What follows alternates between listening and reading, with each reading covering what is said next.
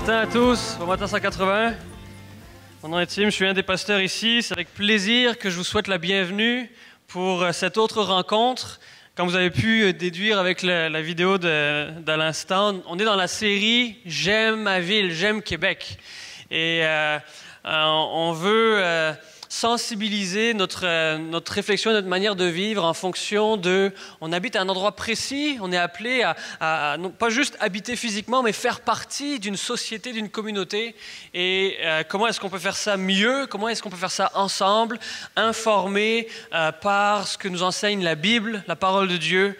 Et on veut faire ça ensemble. C'est la raison pourquoi on fait cette série qui s'appelle « J'aime Québec, j'aime ma ville ». Et puis, à la fin de la série... on va avoir un format un peu différent pour le dimanche matin. Ce ne sera pas juste une personne qui va venir parler, mais on va faire ce qu'on appelle un panel où David et moi, on va être en avant, puis on va répondre à des questions que vous aurez posées pendant la série. Alors, vous pouvez, pendant la semaine, aller soit sur le site de l'Église ou même sur la page Facebook, poser vos questions. La plupart d'entre vous, vous pouvez aussi nous rejoindre par courriel. Si la série suscite des questions, si vous avez des questions qui vous pressent, qui vous intriguent et vous aimeriez pouvoir avoir une réponse, en discuter ou juste que ce soit quelque chose qu'on discute ensemble, n'hésitez pas à envoyer vos questions ou vos réflexions. Et puis, le 8 juin, à la clôture de cette série, on va reprendre ces questions-là puis en parler. Alors ce matin, j'aimerais qu'on puisse discuter d'un thème qui est important. Comment est-ce qu'on peut vivre en tant que chrétien dans une culture qui est différente par ses valeurs, par ses passions, par ce qu'elle poursuit, par ce qui occupe ses priorités, sans tomber dans un extrême ou dans l'autre?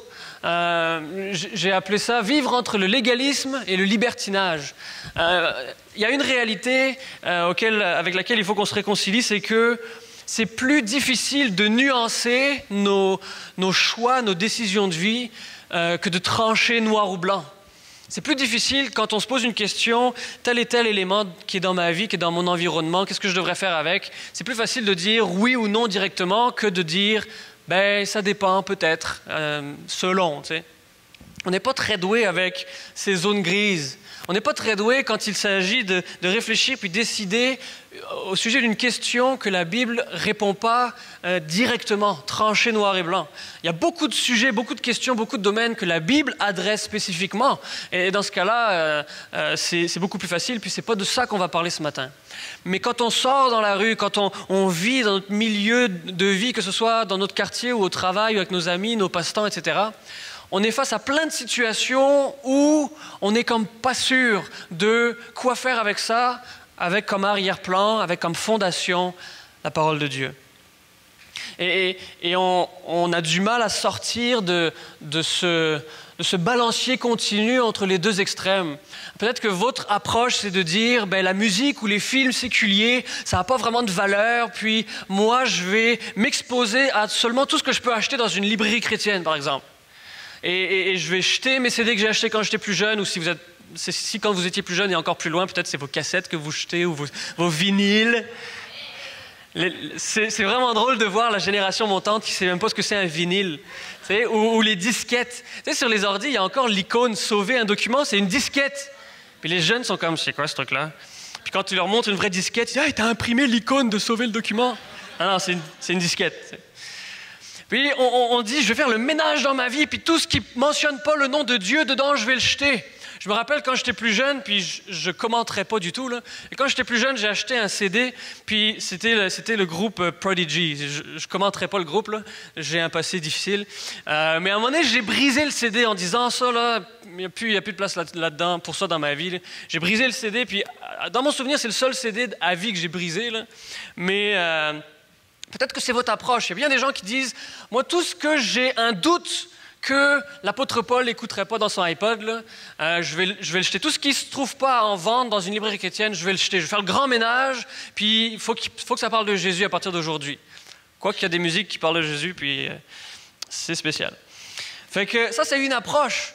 Puis de dire tout ce qui vient de l'industrie séculière, tout ce que la culture séculière peut produire, ça n'a pas d'intérêt pour moi. Parce que moi, je suis chrétien, je suis un enfant de Dieu. C'est une manière de répondre à la question. Puis on swing le balancier d'un bord et on arrête de se poser la question quand c'est des zones grises en se disant « Pourquoi est-ce que telle chose existe? Pourquoi est-ce que ce gars-là a écrit telle chanson? Pourquoi est-ce que tel film existe? Quel est le message qu'il transmet? Puis pourquoi il transmet ce message-là? » À la place, c'est plus facile. C'est vraiment plus facile de dire « Je ne vais juste pas m'y exposer. Je ne vais juste pas me poser la question. Je le mets aux poubelles ou je ne me rends pas à cette séance de cinéma-là. » L'autre approche, ce serait de dire, puis peut-être les gens, ces deux catégories peuvent avoir vécu dans les mêmes traditions auparavant, en grandissant. Même si vous avez grandi dans l'Église, il y a bien des gens après qui découvrent, hey, il y a d'autres musiques que, je ne sais pas c'est quoi votre groupe chrétien préféré, là, mais il y a d'autres musiques que Michael W. Smith, si vous êtes dans cette génération-là. Il y a d'autres groupes chrétiens que Petra, c'était les rebelles chrétiens de l'époque. Tu sais.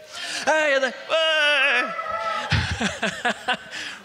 OK. Il y a d'autres groupes chrétiens que a cappella, tu sais, ou je ne sais pas lesquels. Je ne sais pas c'est quel vos groupes préférés, mais à un moment donné, ça arrive que tout d'un coup, vous écoutez un groupe qui ne s'identifie pas comme chrétien, puis vous dites « Waouh, belle musique, j'aime beaucoup ce qu'ils font. » Puis vous découvrez un univers qui jusqu'ici n'a jamais été exploré, puis vous dites « Hey, finalement, tu sais, il y a beaucoup de belles choses qui ne sont pas vendues dans la librairie chrétienne. Puis à partir d'aujourd'hui, je vais explorer le monde, puis je vais juste m'immerger, puis me mettre en dessous du tonneau, puis comme ça, avec tout ce que je vais pouvoir trouver parce que je veux profiter de tout ce que le monde a à offrir. » Et on veut tellement se distancer d'une tradition un peu plus conservatrice qu'on va essayer le plus possible d'aller dans l'autre opposé, le pendule swing de l'autre côté complètement, puis au point où il n'y a plus aucune distinction qui existe. Puis quelqu'un peut passer ses jours entiers à vous côtoyer sans voir qu'il y a une différence qui existe. On est plus confortable avec les extrêmes qu'avec les nuances, mais notre univers est fait de plein de choses, plein d'éléments, et surtout dans la culture, où trancher, noir ou blanc, ne nous aide pas vraiment beaucoup. Puis surtout, ne nous aide pas à engager notre société, à engager nos contemporains qui nous entourent, qui, eux, ne magasinent pas à la librairie chrétienne, qui, eux, n'ont pas grandi avec Petra en pensant qu'ils sont des vrais rebelles, puis qui n'ont pas vécu ces choses-là. Comment est-ce qu'on peut être des missionnaires dans notre milieu si on ne parle pas le même langage, si les choses qui nous influencent, les choses qui nous rendent émotionnels, les choses qui nous inspirent, on n'a aucun point commun? Et ce matin, je veux vous amener à considérer que pour être efficace dans l'appel que Dieu nous a donné, on a besoin d'être des bons consommateurs de la culture qui nous entoure. Peut-être vous n'êtes pas d'accord avec moi. Donnez-moi à peu près 35 minutes pour vous montrer que, à cause de la parole de Dieu, on a besoin d'être des bons consommateurs de la culture afin d'être missionnaires. Vous êtes avec moi? OK.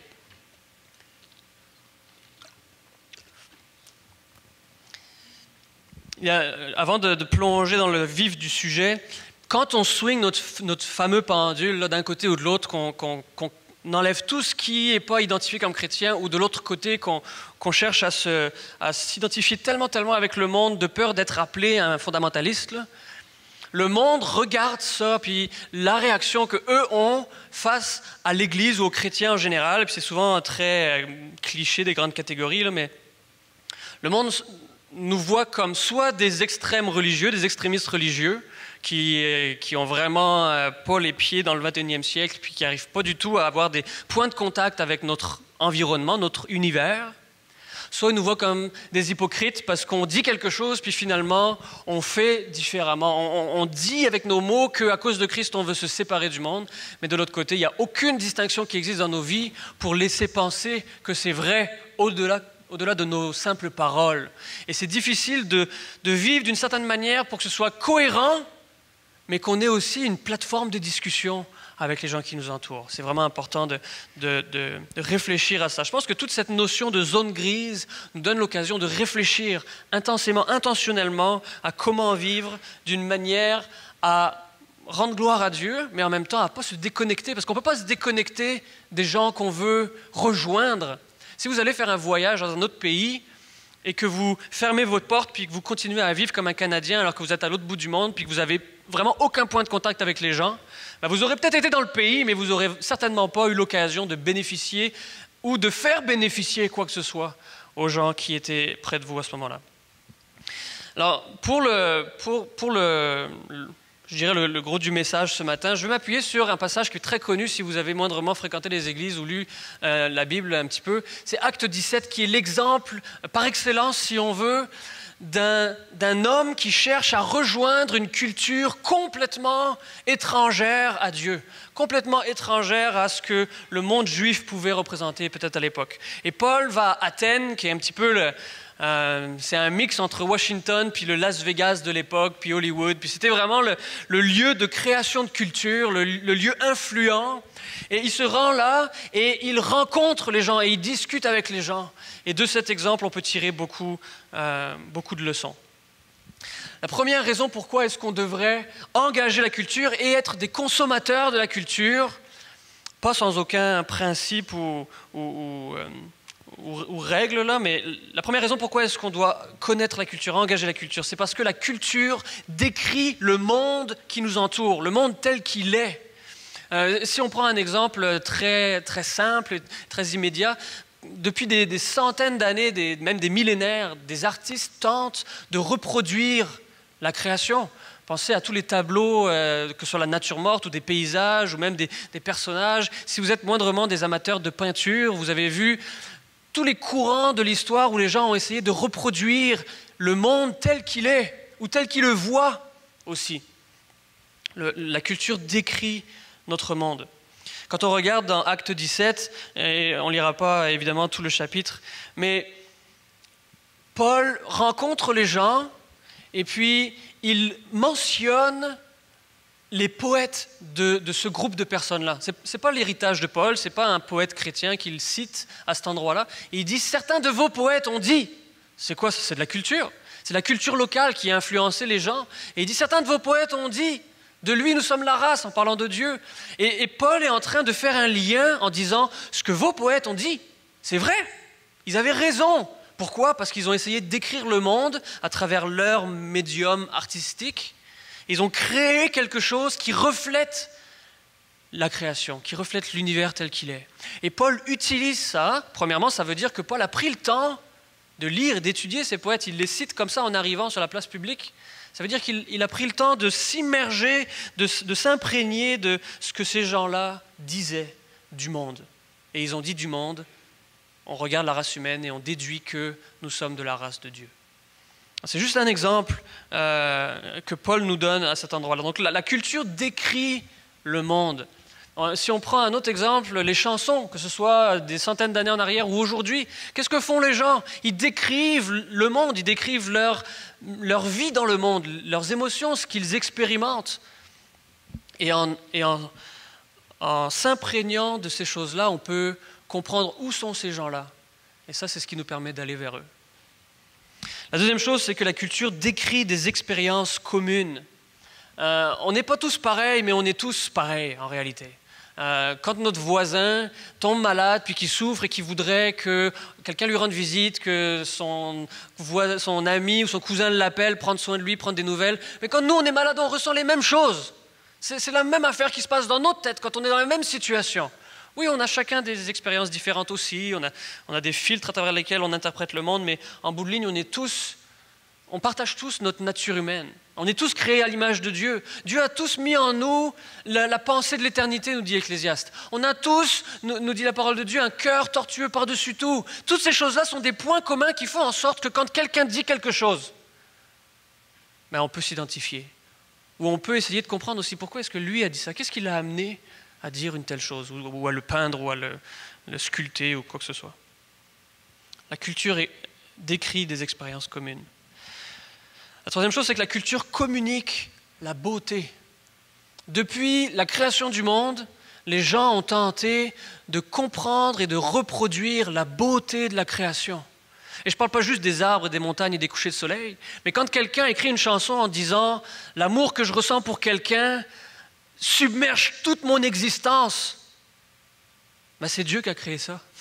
Oui, le péché tord beaucoup de choses, mais c'est Dieu qui a créé ça. C'est Dieu qui a créé le fait qu'on est des êtres relationnels et que c'est vital de vivre en relation. Quand un peintre essaye de reproduire un coucher de soleil, c'est Dieu qui a créé ce coucher de soleil-là. La culture, exprimée de toutes les manières qu'elle soit, décrit ce que Dieu a fait et qu'il a fait de très bon et de très beau. Je ne sais pas si ça vous est déjà arrivé de contempler une toile puis de ressentir les mêmes émotions que vous avez ressenties en contemplant un coucher de soleil, par exemple. Ou d'entendre une musique et ça vient vous toucher, vous êtes ému de ce que vous entendez. Mais la capacité créatrice d'un compositeur classique, admettons, ben c'est Dieu qui lui a mis ça dans son être. C'est Dieu qui l'a créé comme ça. On est créateur parce que nous venons d'un créateur et qui nous a créés à son image. Maintenant, je sais qu'il y a beaucoup de questions de goût et on n'est probablement pas tous impressionnés de la même manière par la période bleue ou cubique de Picasso ou des choses comme ça. On n'est peut-être pas tous émerveillés de la même manière devant ces tableaux-là, mais quand même, il y a quelque chose là qui pointe vers Dieu. Parce que c'est Dieu qui a donné à l'homme la capacité de créer et ça fait des milliers d'années qu'on s'y adonne et on n'est encore pas arrivé au bout, loin de là. Et c'est la grandeur de Dieu qui reflète à travers ça. Il y a aussi de l'art qui reflète la noirceur de l'âme et du cœur. Mais ça nous dit quelque chose aussi sur la nature humaine. Et on peut se fermer les yeux en disant « Ah, ça c'est pas beau ». Oui, on peut faire ça. Ou on peut dire « Qu'est-ce qui amène quelqu'un à expérimenter ce genre d'idées-là ou d'émotions-là » Vous savez, la Bible nous dit dans Matthieu 5 que Dieu fait pleuvoir sur les justes et sur les injustes. Il fait briller le soleil sur les justes et sur les injustes. Ce serait extrêmement réducteur de penser que seulement un chanteur chrétien peut voir dans la nature ou dans la nature humaine quelque chose de beau et de digne d'être contemplé. Ce serait réducteur de penser qu'il y a seulement les peintres qui ont donné leur vie au Seigneur Jésus qui sont capables de peindre des toiles extraordinaires ou de composer des sonates extraordinaires ou d'écrire un poème qui reflète vraiment le Créateur, même sans le savoir peut-être. Alors on peut choisir de swinger notre pendule d'un côté ou de l'autre ou on peut dire « Cherchons dans ce que disent les hommes des traces de Dieu. Cherchons la beauté du Créateur en arrière des petits créateurs. » Et aussi, cherchons à comprendre ce qui anime ces gens-là, parce que c'est vers eux que Dieu nous envoie. La culture communique la beauté, ou communique l'absence de beauté que crie quelqu'un parce qu'il n'arrive pas à la voir nulle part. Et ça dit quelque chose de son cœur aussi. Et la dernière raison, c'est parce que la culture soulève des questions qui sont résolues seulement en Christ. Quand Paul va voir les Athéniens dans Acte 17, il se promène sur la place publique, il regarde, il constate que ces gens-là sont très très très religieux, ils ont des autels pour tout, puis dans ces cultures-là, il y avait un dieu pour tout. Il y a un dieu de la poussière, un dieu de la mer, un dieu du soleil, un dieu des cultures, un dieu de la fertilité, un dieu de ci, un dieu de ça. Et puis, il remarque qu'il y a un autel écrit à un dieu inconnu. Et il comprend, il déduit que ces gens-là, avec leurs dizaines et leurs centaines de dieux, et tous les autels, et toutes les prières, et tous les sacrifices, et tout ce qu'ils peuvent faire pour se rapprocher de Dieu ou des dieux, il y a un vide qui reste encore dans leur cœur. Et il dit, vous êtes en train de poser une question, est-ce que vous voulez entendre la réponse? La réponse, c'est Jésus-Christ, ce Dieu inconnu. Celui qui fait en sorte que vous êtes insatisfait avec tous les autres. C'est Jésus. Et ce n'est pas arrivé juste en Acte 17, cette question soulevée. On va voir tout à l'heure, je donne un scoop en avant. Là. Vous connaissez Boum Desjardins? Il y a des fans de Boum Desjardins ou vous êtes juste des fans de Petra? Boum Desjardins, qu'est-ce qu'il chante Boum Desjardins? Il dit, Dieu, t'es où? T'es où, Dieu? Est-ce que nous, on n'a pas une réponse à apporter à cette question-là? Pour ça, il faut entendre la chanson. Aujourd'hui, c'est facile, vous n'avez même plus besoin d'acheter l'album, vous pouvez aller sur YouTube puis entendre la chanson. Mais il n'est pas le seul qui se pose la question, ce boom-là. Là. Si lui pose la question, ça veut dire qu'il y en a des milliers en arrière qui se la posent aussi. T'es où, Dieu? Peut-être qu'ils la posent différemment, leur question, de toutes sortes de manières. Mais ils se demandent pourquoi est-ce que le monde est si difficile. Ils se demandent pourquoi est-ce que Dieu semble avoir tourné le dos. On a une réponse, on a tellement une réponse à cette question-là.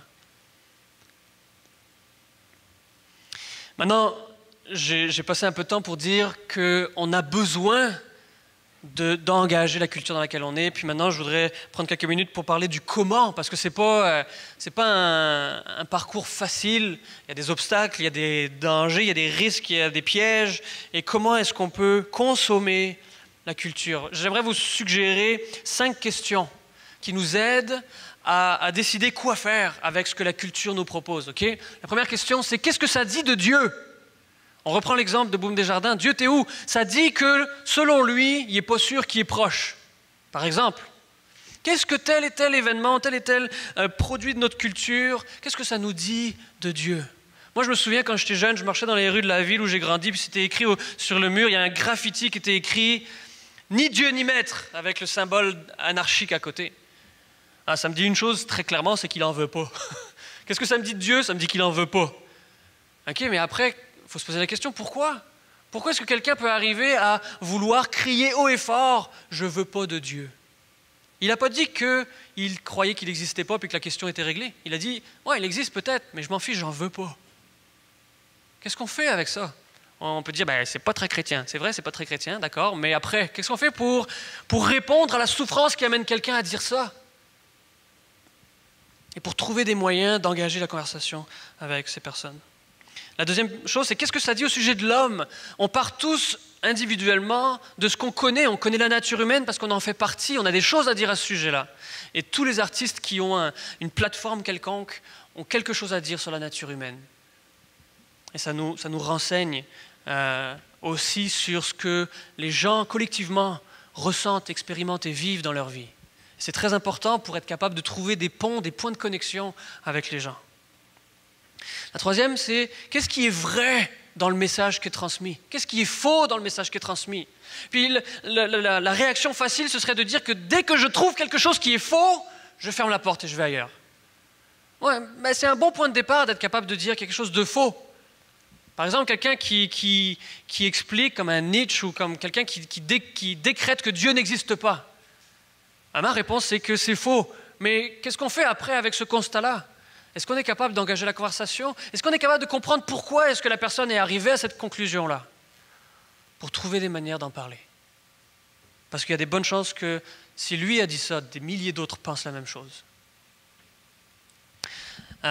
Et aussi, qu'est-ce qui est vrai? Et quand quelque chose est vrai, quand quelque chose est déclaré de vrai, je prenais l'exemple tout à l'heure, quelqu'un qui écrit une chanson en disant « L'amour que je ressens pour cette autre personne m'envahit complètement ». Admettons, je ne suis pas en train de composer une chanson, là. Mais ce qu'il dit reflète fidèlement la condition humaine. Maintenant, on peut poser la question à cette personne, est-ce que tu sais pourquoi? Non seulement toi tu ressens ça, mais tout le reste du monde ressent ça aussi. Est-ce que ça se peut que c'est parce qu'on a été créé comme ça? Est-ce que ça se peut que c'est parce qu'on reflète l'image de notre Créateur? C'est pas le hasard, il y en a un qui ressent ça, l'autre qui ressent autre chose, l'autre qui ressent rien. Puis... Non, on est tous créés des êtres relationnels. Ça nous dit quelque chose sur la nature humaine. C'est important. Et la quatrième, c'est qu'est-ce qui amène l'artiste à exprimer ce message? Comme j'ai dit, il faut commencer par comprendre le message qui est transmis, mais ensuite essayer de comprendre pourquoi est-ce que quelqu'un a jugé utile de dire une telle chose, de faire passer un tel message. Pourquoi est-ce que quelqu'un prend le temps d'expliquer que la souffrance qu'il ressent pour lui et la raison pourquoi il estime que Dieu n'existe pas. Probablement que dans sa vie, ça occupe énormément de place. Puis si c'est le cas dans sa vie, c'est le cas dans la vie de beaucoup d'autres personnes aussi. Qu'est-ce qu'on fait avec ça? Est-ce qu'on a une réponse à apporter en tant que chrétien? Et la dernière question, c'est est-ce que ça représente une opportunité pour l'Évangile? C'est des questions rhétoriques parce que la réponse est oui. On peut trouver dans notre culture, quel que soit le média qu'on utilise, des questions centrales, importantes qui sont posées, auxquelles l'Évangile apporte une réponse. Il y a des ponts qui se créent à cause de ça et qu'on peut utiliser. Maintenant, j'aimerais qu'on fasse quelque chose d'un petit peu inhabituel. On va faire un échantillonnage de la culture. Évidemment, on pourrait y passer des jours et des semaines. Là. Puis je vais mentionner des œuvres musicales, des films, des livres, toutes sortes de choses. Je vous annonce d'avance que probablement que votre groupe préféré n'est pas là-dedans. Je ne mentionne pas Petra pour les fans de Petra. Mais c'est un échantillonnage juste pour donner des exemples concrets de à quoi ça ressemble consommer la culture, puis la consommer bien, d'une bonne manière. OK, alors, on va commencer avec la musique. Un des artistes, vraiment une étoile montante de la scène québécoise, c'est Vincent Vallière. Qui n'a jamais entendu une chanson de Vincent Vallière? D'accord. Pour les autres, je m'excuse d'avance, vous allez sûrement repartir d'ici avec sa tonne dans la tête. Je suis désolé d'avance, mais c'est comme ça. La chanson la plus connue, c'est « On va s'aimer encore ».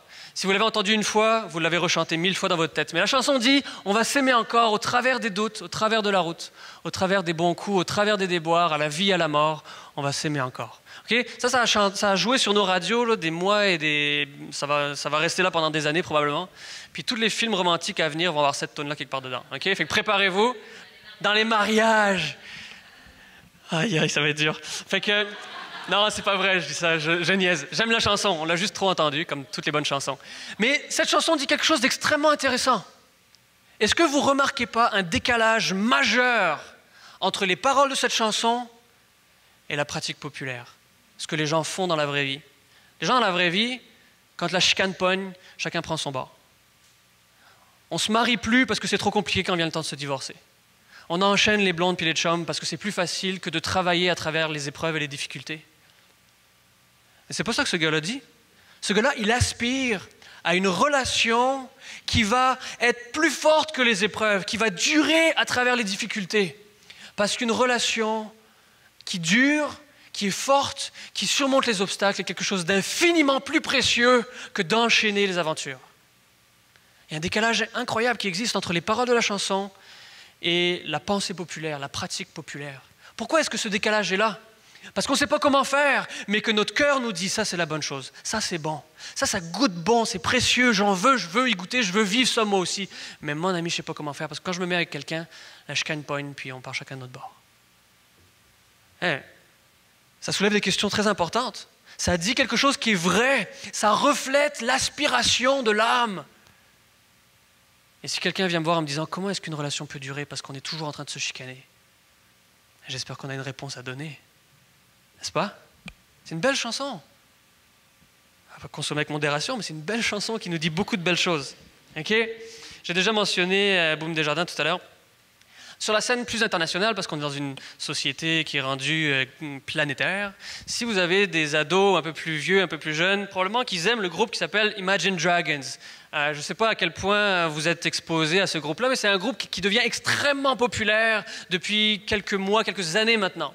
Et c'est un groupe qui est très intéressant, qui est basé à Las Vegas, parmi toutes les places où ils auraient pu aller. Là.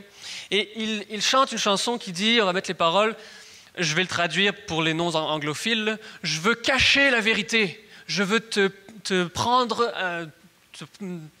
dans mes bras, te protéger. Mais avec le monstre à l'intérieur, il n'y a nulle part où se cacher. Peu importe ce qu'on fait, on est toujours fait de convoitise. » Est-ce que c'est pas intéressant? Ils sont à Las Vegas, eux autres, fait que la convoitise, ils en connaissent tout un rayon. On s'entend-tu là-dessus? Et les paroles disent, je suis pris en deux réalités. La première, ce que je veux faire. Je veux être une personne que c'est safe d'être à côté de moi. Je suis comme un refuge. Je peux te prendre dans mes bras puis te protéger. Mais l'autre réalité, c'est que j'y arrive pas parce qu'il y a un monstre à l'intérieur. La chanson s'appelle « Démon ». C'est sûr que quand on cherche une chanson pour glorifier Dieu, quand on voit le titre, c'est pas la première chose qui nous vient à l'esprit.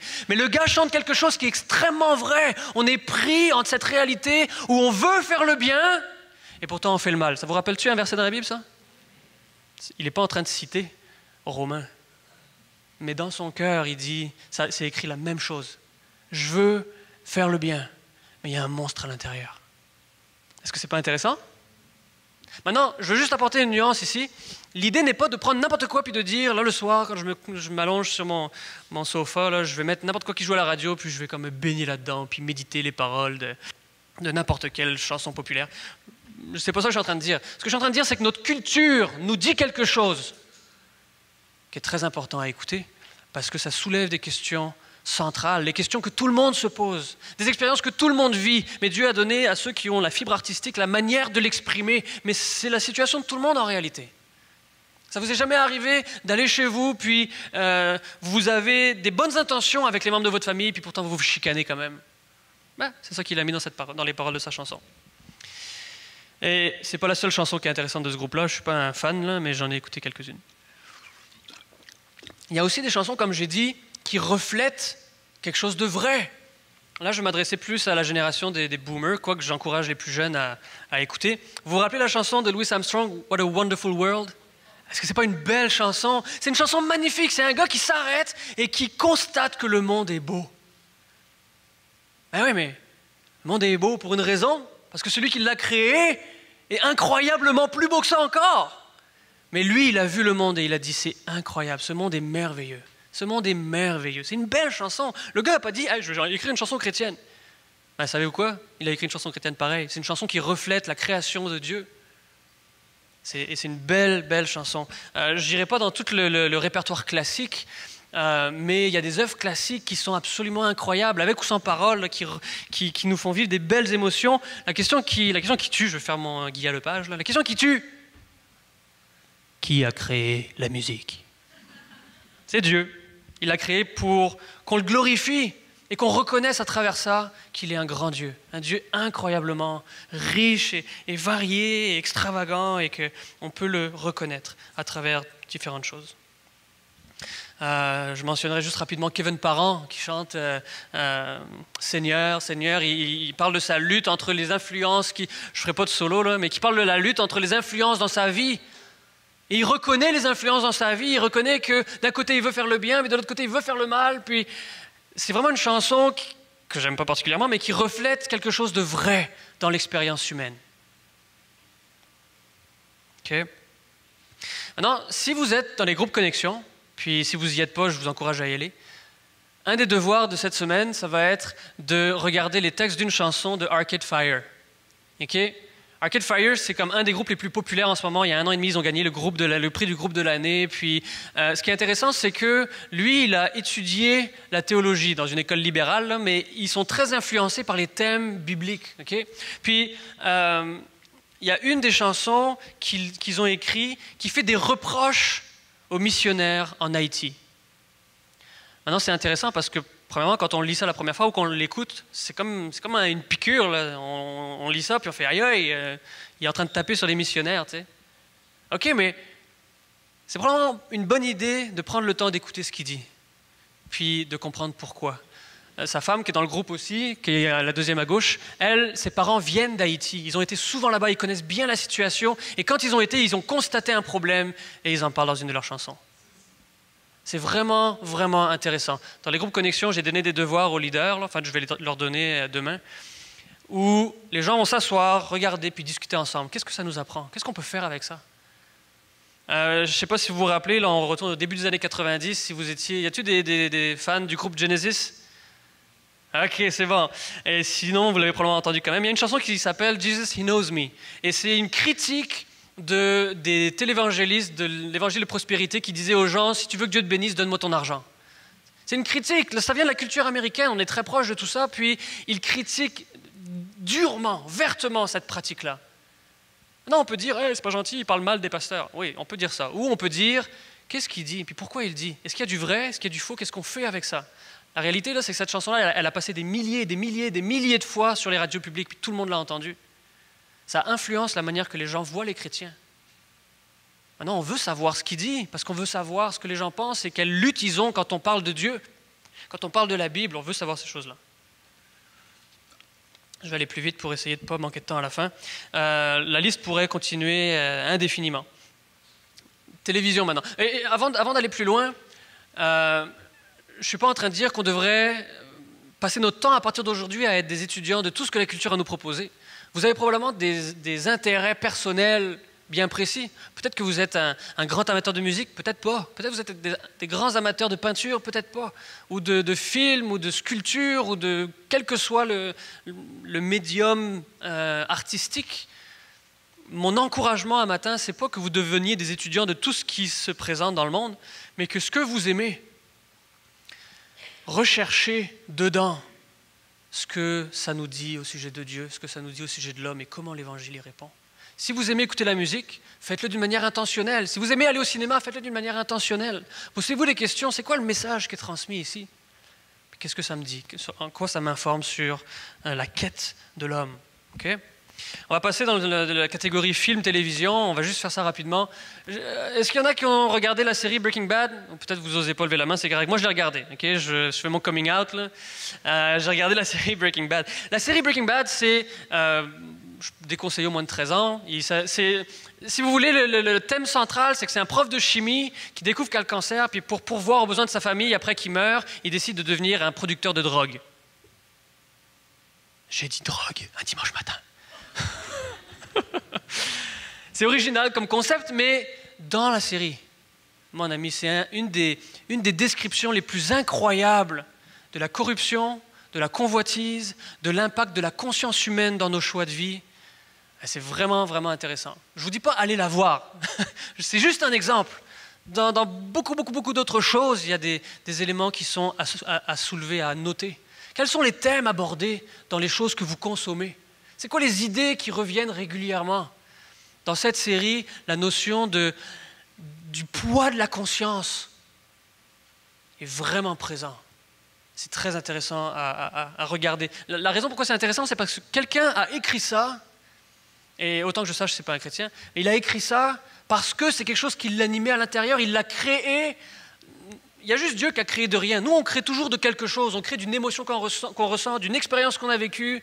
Mais quand on crée quelque chose, ça reflète notre réalité. Et cet homme-là, nécessairement, est perturbé par la question de la conscience et de la corruption et de ces questions-là. Avez-vous déjà vu le film La vie est belle? La vita è bella. Un film merveilleux. Un film extrêmement beau. Le titre pourrait être « Le film est beau », mais « La vie est belle », c'est le vrai titre. Mais c'est un film qui est extrêmement beau, qui, entre autres choses, soulève le thème de la corruption, évidemment, c'est la Deuxième Guerre mondiale, de la déchéance humaine, je veux dire, et deuxièmement, de l'amour sacrificiel d'un père. Ça vous dit-tu quelque chose? Ce film démontre, à travers un élément historique, l'amour sacrificiel d'un père. C'est vraiment juste une image de ce que Dieu a fait pour nous. Quelle belle plateforme pour discuter du Père qui a accompli le sacrifice ultime pour son Fils.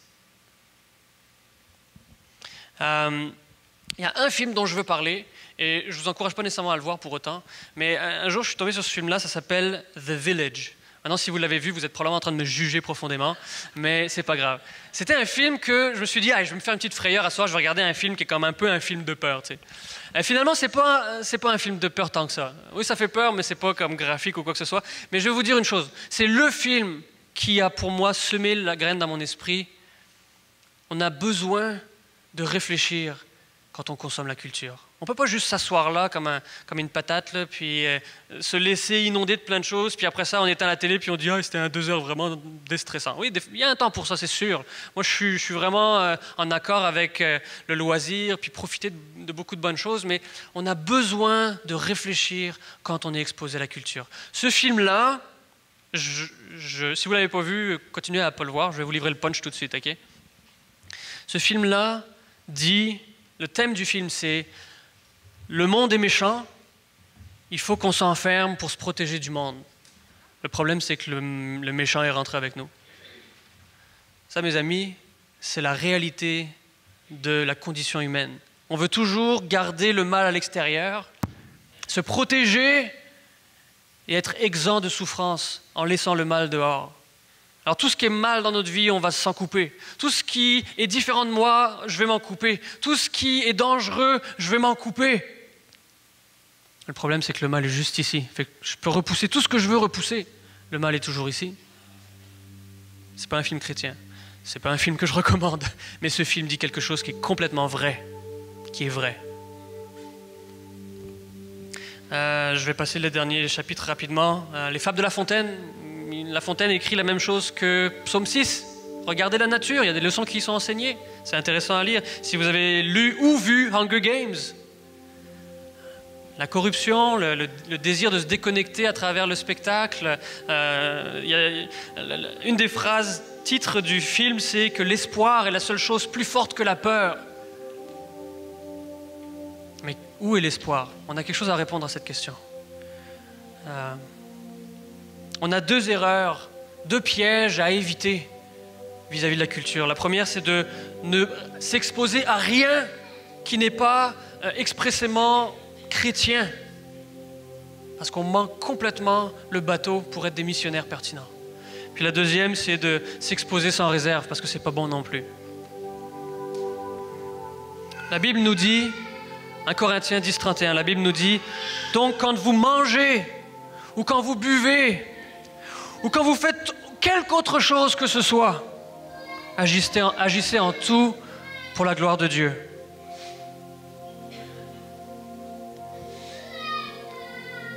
On dit souvent que pour partager l'évangile à quelqu'un, il faut commencer par écouter la personne, n'est-ce pas? Comprendre ce qu'elle croit, ce qu'elle pense, ce qu'elle a vécu, pour être capable ensuite de lui partager l'évangile d'une manière logique, compréhensible, pertinente. Mais c'est la même chose avec notre culture. Ce que notre monde croit est véhiculé dans la culture. On a besoin d'écouter. Qu'est-ce qui préoccupe les gens? De quoi ils ont besoin? Après quoi est-ce qu'ils aspirent? Parce qu'on sait une chose, pour sûr, c'est que Jésus-Christ est la réponse. Quelle que soit la manière que la quête est formulée, quel que soit le ton des questions qui sont posées, Jésus-Christ est la réponse. Mais on a besoin de commencer par écouter la question. On ne peut pas juste arriver en disant la réponse est Jésus-Christ avant qu'on ait pu entendre la question. On a besoin d'écouter le monde dans lequel on vit pour pouvoir apporter la réponse qui est Jésus-Christ. On a besoin d'aimer assez les gens qu'on ne va pas juste se contenter de se remplir de ce qui nous fait plaisir et de ce qui nous fait du bien et de ce qui correspond à nos préférences personnelles. On a besoin d'entendre ce qui préoccupe notre monde, ce qui le fait vibrer et ce qui le décourage, ce qui l'inquiète et où est son espérance. Parce qu'on veut lui amener l'espérance avec une majuscule, Jésus-Christ, qui est la réponse à toutes les questions qui peuvent être posées, qui est la réponse à la quête d'achèvement et de beauté que le monde recherche désespérément. C'est Jésus-Christ. Que nous puissions être une partie du monde dans lequel on vit pour qu'on puisse converser avec et apporter la réponse à la question qui est Jésus-Christ. J'aimerais qu'on puisse terminer avec un mot de prière ensemble. Courbons-nous. Seigneur, merci parce que partout où on regarde, on peut te voir. Nous autres, on est mieux placés que quiconque pour reconnaître la beauté dans ce monde, pour reconnaître ce qui est beau et de dire ça vient de toi. Et on peut reconnaître aussi où est-ce que les gens ont besoin de toi. Seigneur, aide-nous à comprendre ce que ce monde est en train de dire, pour savoir comment leur dire que tu es la réponse, pour savoir comment leur dire que toi, le Créateur, tu as créé quelque chose de merveilleux et que si le péché a tout tordu, tout déformé, toi, tu as un plan pour tout rétablir. Tu es la réponse à toutes nos questions. Aide-nous, Seigneur, à trouver des manières de proclamer ce beau message de l'Évangile, pour ta gloire, Seigneur. Amen.